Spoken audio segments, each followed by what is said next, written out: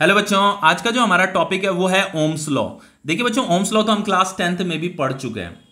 अब थोड़ा हम यहाँ पे रिवाइज करेंगे ओम्स लॉ को, फिर उसके बाद मैं आपको रेजिस्टेंस और रेजिस्टिविटी के बारे में बताऊंगा। ठीक है, देखो ओम्स लॉ क्या होता है। ये आपका V is equal to R into I, यही आपका ओम्स लॉ होता है।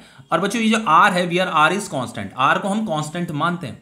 लेकिन बच्चों ये जो आर इज कांस्टेंट लिखा है ना, this is valid only if temperature and dimension of conductor are kept constant. तो जो हमारा कंडक्टर है, कंडक्टर का अगर टेम्परेचर कांस्टेंट है, उसका डायमेंशन अगर कांस्टेंट है, तो हम इस आर को भी कांस्टेंट बोल सकते हैं। ये आर भी कांस्टेंट होता है, बोल नहीं सकते आर भी कांस्टेंट होगा। ठीक है, अगर कंडक्टर का टेम्परेचर कांस्टेंट है, उसका डायमेंशन कांस्टेंट है, तो आर भी क्या रहेगा बच्चों, कांस्टेंट रहेगा। जैसे मान लो ये हमारा कंडक्टर है, ठीक है, ये हमारा कंडक्टर है, ये एक बैटरी के साथ कनेक्ट है और इस बैटरी का पोटेंशियल डिफरेंस V है। ठीक है, पोटेंशियल इसका V है, तो इस कंडक्टर के अक्रॉस जो पोटेंशियल डिफरेंस है वो V है।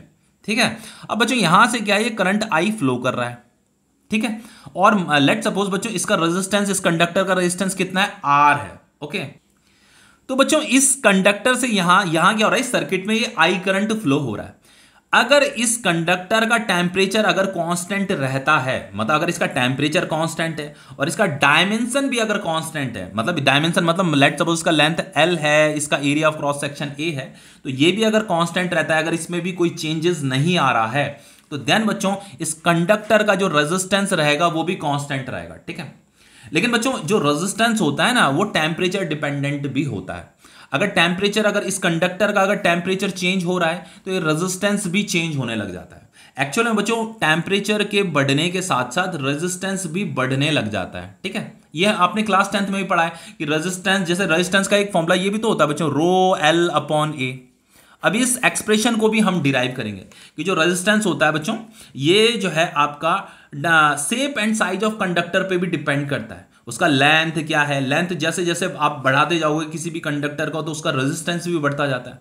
एरिया ऑफ क्रॉस सेक्शन अगर आप उसका बढ़ा रहे हो तो रेजिस्टेंस घटने लगता है, और अगर एरिया ऑफ क्रॉस सेक्शन घटा रहे हो तो रेजिस्टेंस बढ़ने लग जाता है। ठीक है, तो रेजिस्टेंस आपका जो है बच्चों शेप एंड साइज पे भी डिपेंड करता है, रेजिस्टेंस आपका टेम्परेचर पे भी डिपेंड करता है, नेचर ऑफ मटेरियल पे भी डिपेंड करता है। ठीक है, तो ये जो R is equal to rho L upon A है, अभी हम इसके बारे में भी पढ़ेंगे, इस एक्सप्रेशन को भी डिराइव करेंगे। अब देखो यहां पे ओम्स लॉ का डेफिनेशन क्या कह रहा है। Ohm's law states that at constant temperature and dimension of conductor, किसी कांस्टेंट टेम्परेचर पे और उस कंडक्टर का डायमेंशन भी कांस्टेंट होना चाहिए, देन हम ये कह सकते हैं कि current flowing through a conductor is directly proportional to the potential difference applied. ठीक है, तो ये जो पोटेंशियल डिफरेंस है और ये जो करंट, इसमें जो करंट आई फ्लो हो रहा है, तो ये जो करंट होता है is directly proportional to V होता है। मतलब अगर हम पोटेंशियल डिफरेंस बढ़ाते हैं तो करंट भी क्या होगा, बढ़ेगा। ये है इसका मतलब। ठीक है, करंट किस पे डिपेंड कर रहा है, पोटेंशियल डिफरेंस पे डिपेंड कर रहा है। ठीक है, तो बच्चों मैथमेटिकली हम इसे V is directly proportional to I भी लिख सकते हैं। क्यों लिख सकते हैं, अभी इसके पीछे भी कुछ वजह हैं जो अभी अभी हल्के हल्के आपको पता चल जाएगी। अभी इतना समझिए कि मैथमेटिकली बच्चों हम इसे V is directly proportional to I भी लिख सकते हैं। तो फाइनली बच्चों ये प्रोपोर्शनैलिटी का साइन यहां से हटता है और ये V is equal to R into I हो जाता है। तो ये जो R है, R क्या बच्चों, कांस्टेंट है। लेकिन बच्चों ये जो R इज कांस्टेंट है, इसके लिए कंडीशन ये होती है आपकी कि टेम्परेचर, कंडक्टर का टेम्परेचर कांस्टेंट रहना चाहिए और उसका जो डायमेंशन है वो कांस्टेंट रहना चाहिए। देन उस कंडक्टर का रेजिस्टेंस भी क्या रहेगा, कांस्टेंट रहेगा। अदरवाइज बच्चों अगर टेम्परेचर कांस्टेंट नहीं है तो ये रेजिस्टेंस भी कांस्टेंट नहीं रहने वाला। ठीक है, टेम्परेचर के साथ साथ ये रेजिस्टेंस भी चेंज होने लग जाता है। लेकिन अगर टेम्परेचर कांस्टेंट है, उसका डायमेंशन कांस्टेंट है, तो रेजिस्टेंस भी क्या रहेगा, कांस्टेंट रहेगा। ओके, अब देखिए V is equal to R into I है, तो R इज इक्वल टू क्या होगा आपका, V अपॉन आई होगा। ठीक है, R इज इक्वल टू हम V अपॉन आई लिख सकते हैं। लेकिन ये जो रिलेशन है ना बच्चों, इसका मतलब ये मत समझ लेना कि जो रेजिस्टेंस होता है वो इन पे डिपेंड करता है, V और I पे डिपेंड करता है। रेजिस्टेंस बच्चों is independent of V and I। ठीक है, resistance is independent of V and I। V और I पे रेजिस्टेंस डिपेंड नहीं करता है। इसका मतलब यह है बच्चों कि जैसे आपका R is equal to V upon I है, तो अगर मैं वोल्टेज को दुगना कर दूं तो वोल्टेज दुगना करने से रेजिस्टेंस पे कोई फर्क नहीं पड़ेगा बच्चों, अगर टेम्परेचर कांस्टेंट है तो। टेम्परेचर कांस्टेंट रहना चाहिए। अगर मैं वोल्टेज दुगना कर देता हूं और टेम्परेचर अगर कांस्टेंट है, तो वोल्टेज दुगना करने से रेजिस्टेंस पे कोई फर्क नहीं पड़ता, रेजिस्टेंस आपका कांस्टेंट ही रहेगा, बस करंट क्या हो जाएगा, दुगना हो जाएगा, करंट 2I हो जाएगा। तो बच्चों जो 2v/2i और v/i ये इक्वली तो रहेगा, ये 2 से 2 तो कट जाएगा ना, वैसे भी अभी भी ये v/i ही, तो इसकी वैल्यू आर के ही बराबर आएगी, इसकी वैल्यू भी आर के ही बराबर आएगी, ठीक है। तो अगर मैं वोल्टेज यहां लिखा है ना I is directly proportional to V, तो करंट किस पे डिपेंड कर रहा है बच्चों, वोल्टेज पर डिपेंड कर रहा है। तो वोल्टेज अगर बढ़ाओगे तो करंट भी बढ़ेगा, समझ में आ रहा है। या आप ऐसे भी कह सकते हो V is directly proportional to I, ठीक है। तो यहां पे क्या है, मैंने वोल्टेज बढ़ाया, तो जितना टाइम्स मैं वोल्टेज बढ़ा रहा हूं उतना ही टाइम्स करंट भी बढ़ जा रहा है। तो अगर मैं वोल्टेज 3 टाइम्स बढ़ा देता हूं तो करंट को भी 3 टाइम्स हो जाना चाहिए, ठीक है ना। लेकिन हम यहां पे बात कर रहे हैं टेम्परेचर में कोई चेंज नहीं आना चाहिए, टेम्परेचर कांस्टेंट रहना चाहिए। देन बच्चों ये जो रिलेशन है R is equal to v/i ये वैलिड माना जाएगा अगर टेम्परेचर कांस्टेंट है तो, ठीक है। अब आप ये एक्सपेक्ट मत करने लग जाना कि हम जो है यहां पे बच्चों वोल्टेज मान लो हमने 100 टाइम्स बढ़ा दिया, तो अगर आप ये सोच रहे हो कि करंट भी 100 टाइम्स हो जाएगा तो आप ये गलत सोच रहे हो। इसका भी अपना एक लिमिटेशन होता है, एक लिमिट तक ही बच्चों ये जो रिलेशन है ये वैलिड रहता है। तो ये जो रिलेशन है बच्चों ये जो है शॉर्ट रेंज ऑफ वोल्टेज के लिए ही वैलिड होता है। जैसे यहां पे देखो वोल्टेज V था, तो हमने थोड़ा बहुत वोल्टेज बढ़ा दिया, थोड़ा बहुत वोल्टेज बढ़ा दिया, तो आपको वोल्टेज बहुत ज्यादा भी नहीं बढ़ाना है, ठीक है। देन ये रिलेशन आपका वैलिड नहीं रहने वाला। तो बच्चों अगर वोल्टेज आप बहुत ज्यादा बढ़ा दोगे तो उससे करंट बढ़ेगा, तो करंट अगर इसमें ज्यादा होगा तो उससे टेम्परेचर चेंज होने लग जाएगा, समझ में आ रहा है ना। तो टेम्परेचर चेंज होने से रेजिस्टेंस भी चेंज होने लग जाएगा, ठीक है। तो फाइनली बच्चों ये जो R इज इक्वल टू ये जो ओम्स लॉ होता है ना, ये जो V is equal to R into I है, जहां पे हम ये R इज कांस्टेंट लिखते हैं, इसके लिए कंडीशन ये है कि आपका जो है टेम्परेचर कांस्टेंट रहना चाहिए और डायमेंशन ऑफ कंडक्टर कांस्टेंट रहना चाहिए। देन ये जो relation R is equal to v/i ये आपका वैलिड होता है, ओके। और ये जो रिलेशन होता है ये relation short range of voltage के लिए ही वैलिड पाया गया है, ओके। आपको वोल्टेज में बहुत ज्यादा भी चेंज नहीं करना है, ठीक है। जैसे यहां मान लो अगर कोई बैटरी है उसका वोल्टेज V है तो आप उसे 2V कर सकते हो, 3V कर सकते हो। ऐसे नहीं कि आपने 100V कर दिया और अभी भी आप ये एक्सपेक्ट कर रहे हो कि रेजिस्टेंस की वैल्यू R ही आएगी। जैसे मान लो आपने 100 टाइम्स वोल्टेज बढ़ा दिया, तो अगर आप ये सोच रहे हो कि करंट 100 टाइम्स हो जाएगा, तो ऐसा कुछ नहीं है, आप गलत सोच रहे हो, ठीक है। अब देखिए बच्चों रेजिस्टेंस होता क्या चीज है, रेजिस्टेंस को डिफाइन किस तरीके से किया गया है। देखो रेजिस्टेंस आपका the property of a material to oppose the flow of current या to oppose the flow of charge भी कह सकते हो, ठीक है। तो बच्चों ये जो रेजिस्टेंस होता है ये किसी भी मटेरियल का एक बेसिक प्रॉपर्टी होता है जो करंट के फ्लो को अपोज करता है, ठीक है। तो रेजिस्टेंस क्या है बच्चों, मटेरियल का एक बेसिक प्रॉपर्टी है जो करंट के फ्लो को अपोज करता है, उसी को क्या बोला जाता है, रेजिस्टेंस बोला जाता है, ठीक है। अब देखिए रेजिस्टेंस क्या है, देखो resistance of a conductor depends upon the dimension, ये डायमेंशन पे डिपेंड कर रहा है, लेंथ पे, एरिया ऑफ क्रॉस सेक्शन पे डिपेंड करता है। अगर आप किसी भी कंडक्टर का, जैसे ये आपका कंडक्टर है, ठीक है, इसका लेंथ मान लो L है, इसका area of cross section A है, तो अगर आप इसका लेंथ चेंज कर देते हो, मान लो इसका रेजिस्टेंस अभी R है, तो अगर आप इसका लेंथ चेंज कर देते हो, इसका area of cross section change कर, लेंथ चेंज करने से रेजिस्टेंस चेंज हो जाएगा, area of cross section change करने से रेजिस्टेंस चेंज हो जाएगा, ठीक है। तो resistance of a conductor depend करता है अपॉन डायमेंशन पे डिपेंड करता है। डायमेंशन का मतलब that means length and area of cross section पे डिपेंड करता है रेजिस्टेंस। दूसरा बच्चों ये किस पे डिपेंड करता है, nature of material of conductor पे भी डिपेंड करता है, ये मटेरियल पे भी डिपेंड करता है, ठीक है। जैसे मान लो आपका मान लो ये कंडक्टर है, इसका लेंथ L है, इसका area of cross section A है, ठीक है। अब सेम इसी डायमेंशन का एक दूसरा कंडक्टर मेरे पास है, मान लो ये कॉपर का कंडक्टर है और ये आपका मान लो आयरन का कंडक्टर है, ठीक है। तो इसका लेंथ भी बच्चों मान लो इसका लेंथ भी कितना है, L है, इसी के बराबर है, इसका एरिया ऑफ क्रॉस सेक्शन भी A है। तो दोनों का डायमेंशन तो सेम है ना, लेकिन बच्चों ये मटेरियल अलग अलग है, ये अलग मटेरियल है, ये अलग मटेरियल है, तो इसका रेजिस्टेंस अलग होगा, इसका रेजिस्टेंस अलग होगा। तो लिखा है ना यहाँ पे रेजिस्टेंस किस पर डिपेंड कर रहा है, nature of material of conductor पर डिपेंड कर रहा है, एंड टेम्परेचर ऑफ कंडक्टर पर भी डिपेंड करता है। जैसे मान लो ये एक कंडक्टर है जिसका लेंथ L है, ये एरिया A है, तो बच्चों अगर इसका टेम्परेचर हम मान लो अभी सपोज करके किसी पर्टिकुलर टेम्परेचर पे इसका रेजिस्टेंस R है, लेकिन अगर इसका टेम्परेचर जैसे जैसे चेंज होता जाएगा ना तो इसका रेजिस्टेंस भी चेंज होता जाएगा। तो रेजिस्टेंस अगर कांस्टेंट है तो टेम्परेचर अगर कांस्टेंट है तो रेजिस्टेंस भी कांस्टेंट रहेगा। लेकिन बच्चों अगर टेम्परेचर इसका चेंज हो रहा है, इस कंडक्टर का अगर टेम्परेचर चेंज हो रहा है, टेम्परेचर बढ़ने में लगा हुआ है, तो उसकी वजह से रेजिस्टेंस भी बढ़ने लग जाता है, ठीक है। तो बच्चों देखो क्लास 10th में हमने एक चीज पढ़ी थी, R इज इक्वल टू एक फॉर्मूला, ये फॉर्मूला कुछ याद आ रहा होगा, L/A। ये फॉर्मूला भी तो हमने इससे रिलेटेड क्लास 10th में हमने न्यूमेरिकल भी किए थे, R is equal to rho L/A। Rho क्या होता है आपका रेजिस्टिविटी होता है, L क्या होता है लेंथ ऑफ कंडक्टर होता है, A क्या होता है area of cross section, conductor का एरिया ऑफ क्रॉस सेक्शन, ठीक है। तो इसी एक्सप्रेशन को अभी हम डिराइव भी करेंगे।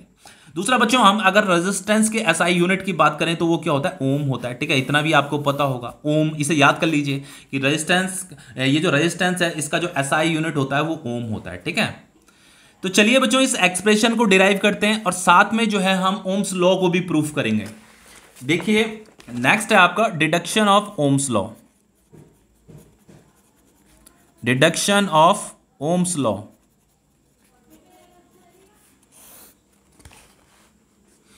तो यहां पे हमारे पास एक कंडक्टर है जिसका लेंथ L है, इसका area of cross section A है, हमने इसे एक बैटरी के साथ कनेक्ट कर रखा है। तो यहां से I करंट फ्लो हो रहा है और बच्चों ये इसका पोटेंशियल डिफरेंस V है और इसके इनसाइड जो इलेक्ट्रिक फील्ड है वो E है। ओके, और ये जो इलेक्ट्रिक फील्ड होता है बच्चों, इसके इनसाइड जो इलेक्ट्रिक फील्ड होता है वो यूनिफॉर्म होता है, ये आपको पता भी होगा। अब देखो बच्चों, इलेक्ट्रिक फील्ड का जो फॉर्मूला होता है वो क्या होता है आपका, अगर आपको इसके इनसाइड जो इलेक्ट्रिक फील्ड है वो अगर आपको पता करनी है तो वो इस तरीके से पता किया जाएगा, V divided by L। V क्या है आपका, इसका पोटेंशियल बैटरी का, या हम ये भी कह सकते हैं कि इसके अक्रॉस जो पोटेंशियल डिफरेंस है वो V है, डिवाइडेड बाय L मतलब इस कंडक्टर का जो लेंथ है L। ठीक है, V अपॉन L। तो इस तरीके से ये एक पोटेंशियल डिफरेंस और इलेक्ट्रिक फील्ड में एक रिलेशन होता है। ठीक है, इस रिलेशन को भी याद रखिएगा।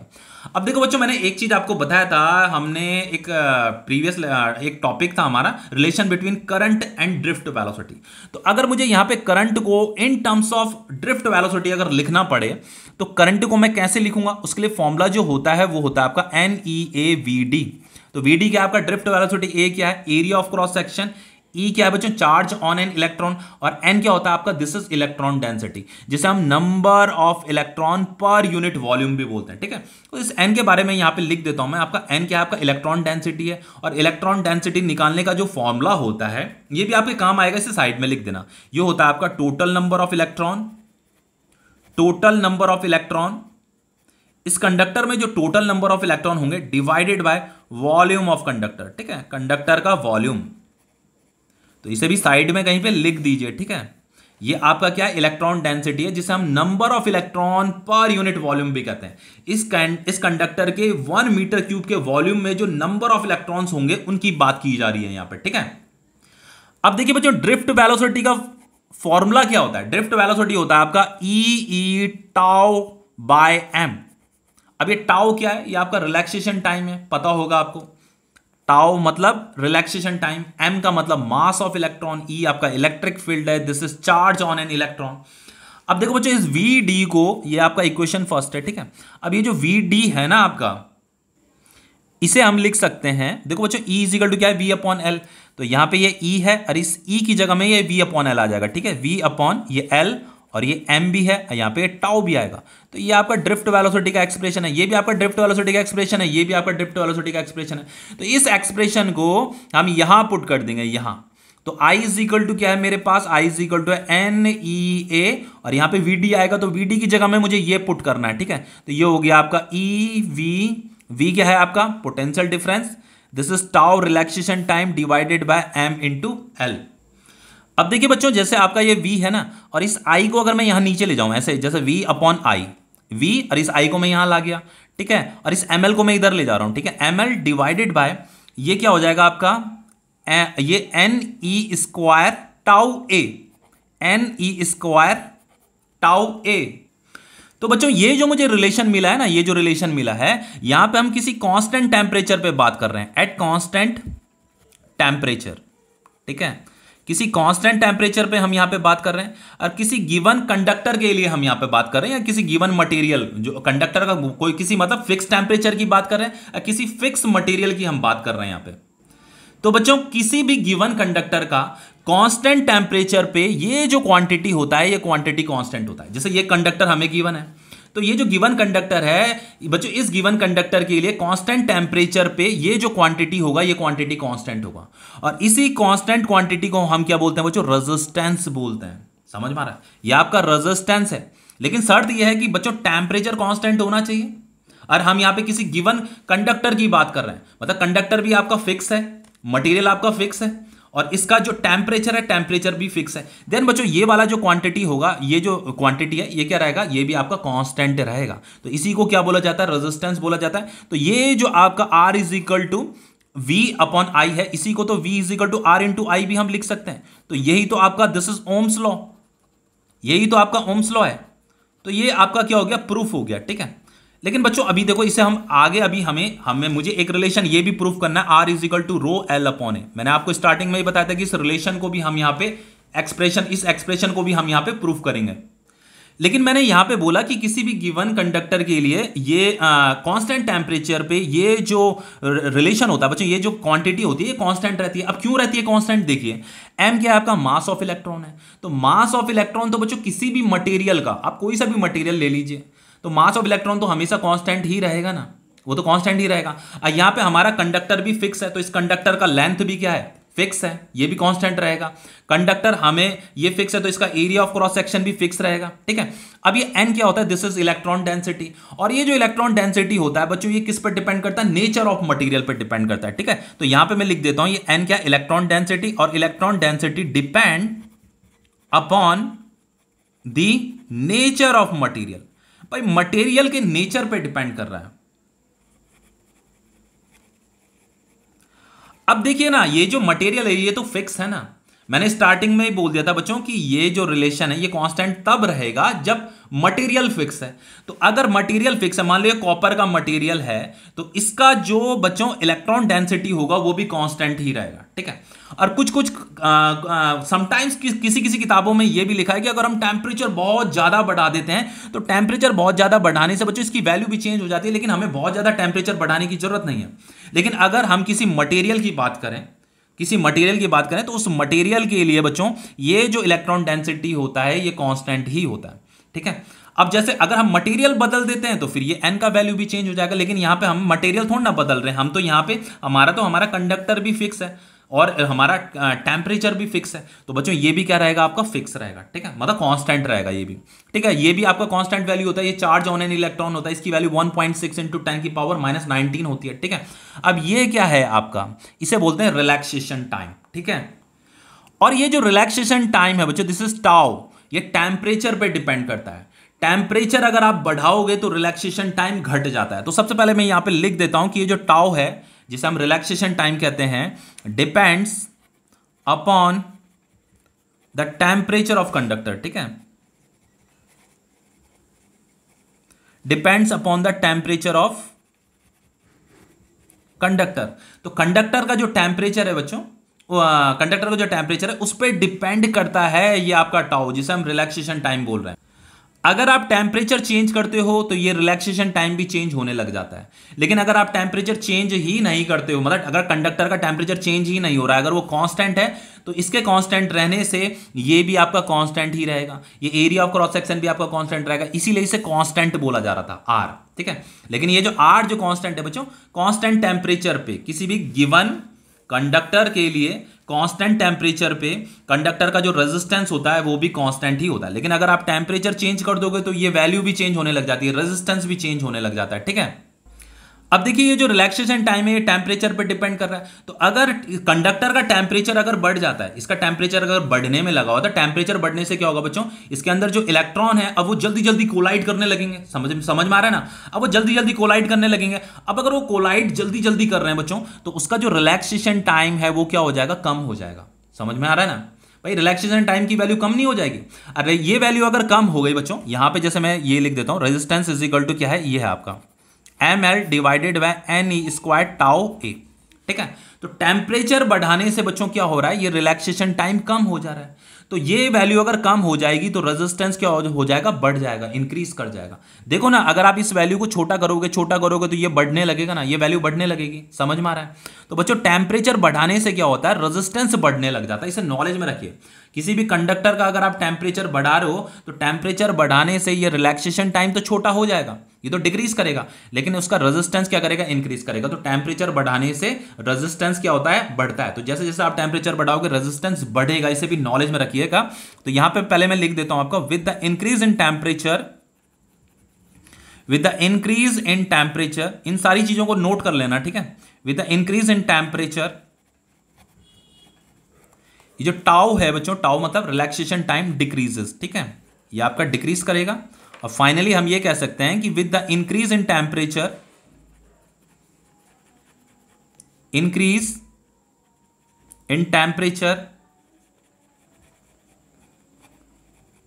रेजिस्टेंस जो होता है ऑल्सो इंक्रीजेस, ठीक है, ये भी आपका इंक्रीज करेगा, ऑल्सो इंक्रीजेस। देखिए बच्चों पीछे हमने क्या पढ़ा था, देखो यहां पे मैंने क्या बताया था आपको, resistance of a conductor depends upon the length and area of cross section, nature of material of conductor, temperature of conductor, बताया था ना। तो देखो यहां पे प्रूफ तो हो गया। देखो यहाँ फॉर्मूले में लेंथ आ रहा है, एरिया ऑफ क्रॉस सेक्शन आ रहा है, तो ये लेंथ पे भी डिपेंड करता है, एरिया ऑफ क्रॉस सेक्शन पे भी डिपेंड करता है। अब ये जो आपका रिलैक्सेशन टाइम ये किस पे डिपेंड करता है, टेम्परेचर पे डिपेंड करता है। तो ये अगर टेम्परेचर पे डिपेंड कर रहा है तो ये भी टेम्परेचर पे डिपेंड करेगा, ठीक है। तो टेम्परेचर के बढ़ने से ये क्या हो रहा है, घट रहा है, लेकिन इसके घटने से ये बढ़ेगा। तो इसीलिए हम ऐसा बोल रहे हैं कि टेम्परेचर के बढ़ने पर रेजिस्टेंस क्या होता है, बढ़ता है। और ये जो आपका इलेक्ट्रॉन डेंसिटी होता है ये नेचर ऑफ मटेरियल पे डिपेंड करता है। तो इलेक्ट्रॉन डेंसिटी अगर नेचर ऑफ मटेरियल पे डिपेंड कर रहा है तो रेजिस्टेंस भी नेचर ऑफ मटेरियल पे डिपेंड करेगा, ठीक है। तो बच्चों हम फाइनली ये कह सकते हैं ये जो आपका m/ne स्क्वायर जो टाउ है बच्चों, ये मटेरियल की प्रॉपर्टी होती है। क्या होती है, ये आपकी मटेरियल की प्रॉपर्टी होती है। तो R इज टू ये क्या है बच्चों, इसी को हम रेजिस्टिविटी बोलते हैं, ठीक है, रेजिस्टिविटी। इस तरीके से इसे बनाया जाता है, ये आपका रेजिस्टिविटी होता है। This is L/A। तो बच्चों ये जो रेजिस्टिविटी है, ये रेजिस्टिविटी क्या होता है आपका, m/ne स्क्वायर टाउ होता है, m/ne स्क्वायर टाउ होता है, ये आपका रेजिस्टिविटी है, ओके। अब देखिए बच्चों मास ऑफ इलेक्ट्रॉन तो कांस्टेंट है, चार्ज ऑन एन इलेक्ट्रॉन भी कांस्टेंट होता है। तो ये जो आपका रिलैक्सेशन टाइम है टेम्परेचर पर डिपेंड करता है। तो अगर ये टेम्परेचर पर डिपेंड कर रहा है तो रेजिस्टिविटी भी टेम्परेचर पर डिपेंड करेगा। देखो टेम्परेचर बढ़ाने से ये रिलैक्सेशन टाइम क्या होने लगता है, डिक्रीज होने लगता है ना। With the increase in temperature relaxation time decreases. तो ये अगर डिक्रीज कर रहा है तो ये क्या करेगा, इंक्रीज करेगा, ठीक है। तो बच्चों हम ये भी लिख सकते हैं कि with the increase in temperature resistivity increases, ठीक है। तो मैं यहां पे लिख देता हूं आपके लिए, with the increase in temperature resistivity increases. और ये जो इलेक्ट्रॉन डेंसिटी होता है जिसे हम n से रिप्रेजेंट करते हैं, depend upon nature of material. तो बच्चों अगर ये नेचर ऑफ मटेरियल पे डिपेंड करेगा तो रेजिस्टिविटी भी नेचर ऑफ मटेरियल पे डिपेंड करेगी। तो फाइनली हम यहां पे लिखेंगे बच्चों कि जो रेजिस्टिविटी है डिपेंड्स, वो किन किन चीजों पे डिपेंड कर रही है, डिपेंड्स अपॉन टेम्परेचर, टेम्परेचर पे डिपेंड करती है, एंड मटेरियल, ठीक है, एंड मटेरियल।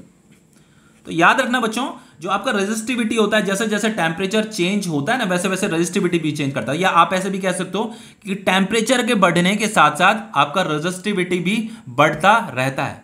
लेकिन देखो बच्चों इस फॉर्मूले में देखो, ये जो आपका रेजिस्टिविटी का फॉर्मूला है ना, इस फॉर्मूले में कहीं पे भी लेंथ और एरिया ऑफ क्रॉस सेक्शन नहीं आया है। देखो यहाँ पे ये रेजिस्टेंस का फॉर्मूला था, तो इस मामले में ये क्या था बच्चों, ये तो आपका रेजिस्टिविटी था और ये L/A भी आ रहा था। तो जो रेजिस्टेंस होता है, रेजिस्टेंस लेंथ और एरिया ऑफ क्रॉस सेक्शन पे भी डिपेंड करता है, जिसे हम डायमेंशन बोल रहे थे ना कि रेजिस्टेंस किस पे डिपेंड करता है, डायमेंशन पे डिपेंड करता है। लेकिन बच्चों ये जो रेजिस्टिविटी होता है इसके फॉर्मूले में कहीं पे भी लेंथ और एरिया ऑफ क्रॉस सेक्शन नहीं आया है। तो रेजिस्टिविटी जो होता है बच्चों does not depend upon length and area of cross section, ठीक है। तो यहां पे मैं लिख देता हूं आप लोगों के लिए, ठीक है। तो resistivity does not depend upon the length and area of cross section. अब इसका मतलब क्या है, जैसे मान लो ये मेरे पास एक कंडक्टर है, इसका लेंथ L है, इसका area of cross section A है, ठीक है। अब इसका कुछ रेजिस्टिविटी है, ठीक है, ये आपका इसका रेजिस्टिविटी है। अब मान लो मैंने इसका लेंथ क्या कर दिया, मैंने इसे स्ट्रेच किया, इसका लेंथ दुगना कर दिया, 2L कर दिया। फिर मैंने क्या किया, मान लो ये कॉपर का है, ठीक है, इसका मटेरियल क्या है, ये कॉपर है, कॉपर मटेरियल का है। और मैंने इसका लेंथ क्या कर दिया, दुगना कर दिया। फिर मैंने इसका लेंथ कितना कर दिया, 3 गुना कर दिया। तो लेंथ चेंज करने से या इसका डायमेंशन को चेंज करने से इसकी रेजिस्टिविटी में कोई फर्क नहीं पड़ने वाला। इसका रेजिस्टिविटी अगर रो था पहले तो बाद में भी रो रहेगा, बाद में भी क्या रहेगा, रो रहेगा। तो रेजिस्टिविटी क्या रहेगा बच्चों, कांस्टेंट रहेगा, वो फिक्स रहता है। Resistivity does not depend upon length and area of cross section पे रेजिस्टिविटी डिपेंड नहीं करता। रेजिस्टिविटी किन चीजों पर डिपेंड करता है, टेम्परेचर एंड मटेरियल पर डिपेंड करता है, ठीक है। तो जैसे मान लो आपका ये कंडक्टर है, इसका लेंथ L है, इसका area of cross section A है। तो अगर आप इसका रेजिस्टिविटी मान लो रो है, तो अगर मैं इसका टेम्परेचर चेंज, अगर इसका टेम्परेचर चेंज हो रहा है कंटिन्यूसली अगर चेंज हो रहा है तो देन रेजिस्टिविटी चेंज होगी, ठीक है। लेंथ और area of cross section change करने से रेजिस्टिविटी में कोई फर्क नहीं पड़ता। रेजिस्टिविटी किस पर डिपेंड करती है, टेम्परेचर पर डिपेंड करती है। तो टेम्परेचर अगर चेंज हो रहा है तो रेजिस्टिविटी भी चेंज होगा। तो आप ये इस चीज को नॉलेज में रखिएगा बच्चों कि टेम्परेचर जैसे जैसे बढ़ता जाएगा ना, रेजिस्टिविटी भी आपका बढ़ता रहता है। तो रेजिस्टिविटी जो होता है वो टेम्परेचर डिपेंडेंट होता है। जैसे यहाँ पे इन तीनों जो है सेम मटेरियल के थे ना, ये तीनों के तीनों कॉपर थे, लेकिन इसका लेंथ क्या था, ये 2 टाइम्स लेंथ था, ये 3 टाइम्स लेंथ था। उसके बावजूद भी रेजिस्टिविटी सेम थी, क्योंकि बच्चों टेम्परेचर तीनों का क्या होना था, सेम था। टेम्परेचर सेम होना चाहिए। टेम्परेचर अगर सेम है उसके बावजूद अगर आप इसका length, area of cross section में अगर कितना भी चेंज ला दो, आपकी मर्जी है जितना आपको चेंज करना है इसके लेंथ और एरिया ऑफ क्रॉस सेक्शन पे, उससे कोई फर्क नहीं पड़ता, बस टेम्परेचर कांस्टेंट रहना चाहिए। टेम्परेचर अगर कांस्टेंट है तो रेजिस्टिविटी आपका कांस्टेंट रहेगा, ठीक है। अब बच्चों नेक्स्ट है आपका कंडक्टेंस। एक और चीज बता देता हूं बच्चों, यहां पे रेजिस्टिविटी का जो एसआई यूनिट होता है वो क्या होता है, यहां पे बता देता हूं। एसआई यूनिट ऑफ रेजिस्टिविटी क्या होता है बच्चों, इज ओम मीटर, ठीक है। पता होगा क्लास 10th में पढ़ा तो था ये ओम मीटर। जैसे आपका रेजिस्टेंस का फॉर्मूला क्या है, रो एल अपॉन ए है ना, तो फाइनली मैं इसे ऐसे लिख सकता हूं, रो इज इक्वल टू लिख सकता हूं मैं इसे आर ए अपॉन एल लिख सकता हूं। तो ये रेजिस्टेंस है, इसका एसआई यूनिट क्या होता है, ओम। ये एरिया है, ये मीटर स्क्वायर, तो ये आपका ओम हो गया, ये आपका मीटर स्क्वायर हो गया। लेंथ क्या होगा, मीटर, तो मीटर से मीटर कट जाएगा तो ये क्या हो जाएगा आपका ओम मीटर, ठीक है। तो यही क्या है इसका एसआई यूनिट है रेजिस्टिविटी का, ओके। अब नेक्स्ट है बच्चों आपका कंडक्टेंस। अब कंडक्टेंस किसे कहते हैं, कंडक्टेंस। बच्चों कंडक्टेंस क्या है, रेजिस्टेंस का जो उल्टा होता है ना उसी को कंडक्टेंस बोलते हैं। देखो बच्चों रेजिस्टेंस क्या था आपका, रेजिस्टेंस आपका मटेरियल का एक बेसिक प्रॉपर्टी होता है जो करंट के फ्लो को अपोज करता है, ठीक है। तो ठीक उसका उल्टा क्या होगा, तो बच्चों जो मटेरियल होता है ना उसके अंदर एक और प्रॉपर्टी ये होती है जो करंट के फ्लो को अलाउ करती है, उसी को कंडक्टेंस बोलते हैं, ठीक है। तो कंडक्टेंस किसका उल्टा है, रेजिस्टेंस का उल्टा है। तो यहां पे जो कंडक्टेंस की जो डेफिनेशन है बच्चों वो ये है, reciprocal of resistance is known as conductance, ठीक है। तो बच्चों जो कंडक्टेंस का जो सिंबल है वो G है, ठीक है। तो G इज इक्वल टू क्या होता है 1/R। बस बहुत सिंपल है बच्चों, यही तो है आपका। अगर हम इसकी SI यूनिट की बात करें तो इसका SI यूनिट ओम है, तो इसका जो SI यूनिट होगा वो क्या होगा, ओम का इनवर्स, ओम इनवर्स, ठीक है। तो SI यूनिट जो होता है इसका ओम इनवर्स, इस तरीके से। और इसका एक और SI यूनिट होता है बच्चों, इसे इस तरीके से भी लिखा जाता है MHO। जैसे जैसे रेजिस्टेंस का SI यूनिट क्या था, ओम था ना, तो इसका उल्टा क्या हो जाएगा, MHO। तो मैंने आपको बताया तो था कि जो कंडक्टेंस होता है ये रेजिस्टेंस का उल्टा होता है, ठीक है। मतलब रेसिप्रोकल ऑफ रेजिस्टेंस को ही क्या बोला जाता है, कंडक्टेंस बोला जाता है। तो जैसे ये OHM है तो इसे MHO भी लिखा जाता है, MHO, ठीक है। ओम इनवर्स भी इसका SI यूनिट है, MHO भी इसका SI यूनिट है, ठीक है। और इसे जो है इस तरीके से भी लिखा जाता है इसका SI यूनिट, SIEMEN, सीमैन, ठीक है। समझ में आ रहा है।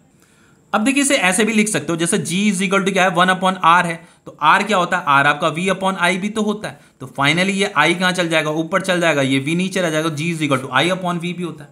अब देखो इसे ऐसे भी लिख सकते हैं, G इज इक्वल टू ये 1/R की जगह में आप लिख सकते हो रो L/A। तो ये G is equal to A कहां चल जाएगा, ऊपर A/ρL। ये भी आपका कंडक्टेंस के लिए एक्सप्रेशन है। अब है आपका कंडक्टिविटी। जैसे बच्चों ये कंडक्टेंस था तो ये रेजिस्टेंस का उल्टा था, रेसिप्रोकल ऑफ रेजिस्टेंस को हम कंडक्टेंस बोलते हैं। उसी तरीके से बच्चों जो कंडक्टिविटी होता है ये रेसिप्रोकल ऑफ रेजिस्टिविटी होता है, ठीक है। रेसिप्रोकल ऑफ रेजिस्टिविटी, इसी को क्या बोला जाता है बच्चों, कंडक्टिविटी बोला जाता है, ठीक है। Is called, is known as conductivity. अब देखो जो कंडक्टिविटी का जो सिंबल है वो क्या है, ये इस तरीके से सिग्मा है, इसे लिखा जाता है 1/ ये रो क्या है आपका, रेजिस्टिविटी है, ठीक है। इतना पता है ना आपको। अब देखो ये तो आपका इसका एक्सप्रेशन है। अब अगर मैं इसके SI यूनिट की बात करूं तो इसका जो SI यूनिट होता है, देखो जो रेजिस्टिविटी है इसका SI यूनिट क्या था, ओम मीटर था ना, तो इसका जो SI यूनिट होगा वो क्या होगा, वो होगा आपका ओम इनवर्स मीटर इनवर्स, ठीक है। इसका जो SI यूनिट था वो तो ओम मीटर था, तो ये क्या है 1/ रेजिस्टिविटी है, तो इसका जो SI यूनिट होगा वो ओम इनवर्स मीटर इनवर्स होगा, ठीक है। अब देखिए बच्चों इसे ऐसे भी लिख सकते हैं हम 1/ ये रेजिस्टिविटी है, तो रेजिस्टिविटी का फॉर्मूला RA/L भी होता है। देखो यहां पे बता देता हूं, जैसे R is equal to rho L/A था ना, दिस इज रेजिस्टिविटी, ये तो रेजिस्टेंस है, ये रेजिस्टिविटी है, तो हम इसे ऐसे भी तो लिख सकते हैं RA/L। तो ये जो रेजिस्टिविटी है, रेजिस्टिविटी की जगह में मैंने RA/L लिख दिया, ठीक है यहाँ पे, ठीक है, समझ में आ रहा है। तो फाइनली L कहां चल जाएगा, ऊपर चल जाएगा, तो ये हो गया आपका L/RA हो जाएगा। फाइनली हम इसे ऐसे लिख सकते हैं, देखो ये आपका L/A है और ये आपका क्या 1/R है ना, तो ये जो 1/r होता है बच्चों, ये क्या होता है? आपका कंडक्टेंस होता है, जिसे हम G बोलते हैं। अभी पीछे नहीं बताया था मैंने, रेसिप्रोकल ऑफ रेजिस्टेंस क्या होता है? आपका कंडक्टेंस होता है। तो यहाँ पे ये 1/r है, तो इस 1/r की जगह में मैं क्या लिख सकता हूँ? G लिख सकता हूँ। ये आपका क्या है? कंडक्टेंस है, GL/A। ठीक है, तो ये भी इसका एक एक्सप्रेशन है। अब देखो एक और एक्सप्रेशन लिख के दिखाता हूं मैं आपको। जैसे ये आपका है कंडक्टिविटी, क्या है? 1/रेजिस्टिविटी। तो फाइनली हम इसे लिख सकते हैं 1/रेजिस्टिविटी का भी मैंने आपको फॉर्मूला बताया था, एक M/NE² का टाउ। तो फाइनली हम इसे लिख सकते हैं बच्चों, ये ऊपर चला जाएगा, ये हो जाएगा आपका NE² का टाउ डिवाइडेड बाय M। तो ये भी क्या है आपका? ये भी आपका कंडक्टिविटी है। ठीक है, अब देखो बच्चों, जैसे यहां पे मैंने रेसिप्रोकल ऑफ रेजिस्टिविटी बताया ना, तो रेजिस्टिविटी का मैं आपको एक डेफिनेशन, मतलब इसका डेफिनेशन क्या होता है वो मैं आपको बता देता हूं। देखिए जैसे आपका रेजिस्टिविटी का ये है ना फॉर्मूला, M/NE² टाउ, ये हमने भी डिराइव भी किया था। लेकिन बच्चों रेजिस्टिविटी का जो डिफाइन किया गया है वो किस तरीके से डिफाइन किया गया है उसे मैं आपको बता देता हूं। देखिए बच्चों यहां पे डेफिनेशन में क्या कह रहा है? Resistivity is numerically equal to the resistance of a substance having unit area of cross section and unit length। वो ये कह रहा है कि हमारे पास एक ऐसा सब्सटेंस है जिसका एरिया क्या होना चाहिए? यूनिट होना चाहिए। तो उसका एरिया, यूनिट एरिया का मतलब 1 मीटर स्क्वायर उसका एरिया होना चाहिए। यूनिट लेंथ का मतलब यह है कि उसका जो लेंथ है वो 1 मीटर का होना चाहिए। जैसे मेरे पास मान लो ये कंडक्टर है, ठीक है, ये कंडक्टर है, कोई भी मटेरियल आप ले लीजिए, उसका लेंथ क्या है? 1 मीटर है। इसका जो लेंथ है बच्चों वो कितना है? 1 मीटर है। और इसका जो एरिया ऑफ क्रॉस सेक्शन है वो 1 मीटर स्क्वायर है। तो रेजिस्टेंस का जो फॉर्मूला होता है वो क्या होता है? ρL/A होता है ना। तो लेंथ कितना है? लेंथ 1 है, एरिया ऑफ क्रॉस सेक्शन भी 1 है। तो फाइनली जब मैं इसी 1 और 1 यहां पुट करूंगा तो R इज इक्वल टू क्या हो जाएगा? रो के बराबर हो जाएगा। तो बच्चों यहां पे रेजिस्टेंस जो है, रेजिस्टिविटी यहां पे क्या आ रहा है? दोनों इक्वल आ रहा है। तो ये जो मेरे पास कंडक्टर है जिसका लेंथ 1 मीटर है, area of cross section 1 metre square है, तो जो इसके रेजिस्टेंस की वैल्यू होगी ना, वही वैल्यू इसकी रेजिस्टिविटी की भी मानी जाती है। इस तरीके से आपका रेजिस्टिविटी डिफाइन है। ठीक है, अब देखो जैसे अभी हमने रेजिस्टिविटी का एक फॉर्मूला जो हमने डिराइव किया था अभी पीछे, वो क्या डिराइव किया था? M/NE² का टाउ, ये डिफाइन किया था ना। तो मैंने आपको बताया था कि इस फॉर्मूले में कहीं पे भी लेंथ और एरिया ऑफ क्रॉस सेक्शन नहीं आ रहा है, बोला था ना आपको। तो इसका मतलब ये है कि जो रेजिस्टिविटी है वो बच्चों कंडक्टर के शेप एंड साइज पर डिपेंड नहीं करती, वो लेंथ और एरिया ऑफ क्रॉस सेक्शन पर डिपेंड नहीं करती। ओके, अब देखिए जैसे मान लो ये जो हमारा कंडक्टर है ये आपका कॉपर का कंडक्टर है, ठीक है, सपोज करके कॉपर का, इसका लेंथ 1 मीटर था, area of cross section 1 metre square था। हमने इसका जो रेजिस्टिविटी निकाला वो किसके बराबर है बच्चों? जो इसका रेजिस्टेंस का वैल्यू होगा वो इसकी रेजिस्टिविटी होगी। और सपोज करके इसकी वैल्यू कितनी आई? 2 आई। कितनी आई? मान लो इसकी वैल्यू 2 आ रही है, तो इसकी जो रेजिस्टिविटी होगी वो कितनी होगी? 2 होगी। ठीक है, अब मान लो मैंने एक दूसरा कंडक्टर लिया जो कि कॉपर का ही है, लेकिन उसका लेंथ क्या है? लेंथ मान लो जैसे इसका लेंथ कितना था? 1 मीटर था। अब मान लो इसका लेंथ हो गया अब 2 मीटर, लेकिन ये कॉपर का ही कंडक्टर है, ठीक है, कॉपर का कंडक्टर है। अब मैंने एक और कंडक्टर ले लिया, ये भी आपका कॉपर का है, ठीक है, और इसकी लेंथ कितनी है बच्चों? इसकी लेंथ कितनी है? इसकी लेंथ हमने ले ली 3 मीटर। तो बच्चों लेंथ बढ़ाने से क्या होगा? लेंथ बढ़ाने से रेजिस्टेंस तो बढ़ेगा, रेजिस्टेंस तो चेंज होगा। ये जो रेजिस्टेंस है इसका रेजिस्टेंस अलग, इसका रेजिस्टेंस जो पहले था ना, अब इसका रेजिस्टेंस थोड़ा बढ़ जाएगा, इंक्रीज कर जाएगा, क्योंकि लेंथ आपने बढ़ाई है। यहां लेंथ और ज्यादा बढ़ा दी, तो ये भी आपका कॉपर का ही है, ठीक है, तो इसका रेजिस्टेंस भी क्या हो जाएगा? और ज्यादा बढ़ जाएगा, क्योंकि रेजिस्टेंस बच्चों लेंथ पे डिपेंड करता है, लेकिन रेजिस्टिविटी आपका लेंथ और एरिया ऑफ क्रॉस सेक्शन पे डिपेंड नहीं करता है। ये भी आपका कॉपर है, ये भी कॉपर है, ये भी कॉपर है। तो जो रेजिस्टिविटी होता है बच्चों वो किस पे डिपेंड करता है? टेम्परेचर पे और नेचर ऑफ मटेरियल पे डिपेंड करता है। तो अगर बच्चों तीनों का टेम्परेचर अगर सेम है और मटेरियल भी देखो सेम है, तो लेंथ चेंज करने से रेजिस्टिविटी पे कोई फर्क नहीं पड़ेगा।